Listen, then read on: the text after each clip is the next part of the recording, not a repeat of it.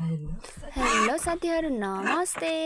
आज चाहिँ हाम्रो घरमा सुँगुर काटेको थियो। सुँगुर काटेको भिडियो चाहिँ सुरुदेखि अन्तिमसम्म के गर्दैछ त भनेर देखाउन गइरहेको छु। यो भिडियोलाई चाहिँ अन्तिमसम्म हेरेर साथ दिनु होला है त। हाम्रो यो चाहिँ राईको संस्कार अनुसार धुवा गर्ने चलन रहेको छ। अनि यो चाहिँ अलिकति त्यो ढाडको मासुलाई चाहिँ पोल्नु पर्ने रहेछ।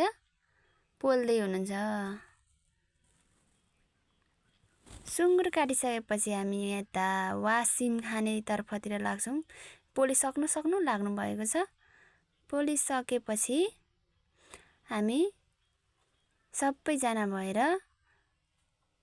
सुँगुरको मासु र वासिम खान्छौं। Oh no! खाने बेलै भएको छैन यो मेरो बुढा चाहिँ यहाँ पस्किँदै हुनुहुन्छ मासु। अब मासु खाने बेला भयो खाँदै हुनुहुन्छ। उहाँ चाहिँ हाम्रो भेनाजु हुनुहुन्छ। उहाँ चाहिँ दाजु। हाम्रो भाइहरु खाँदै हुनुहुन्छ।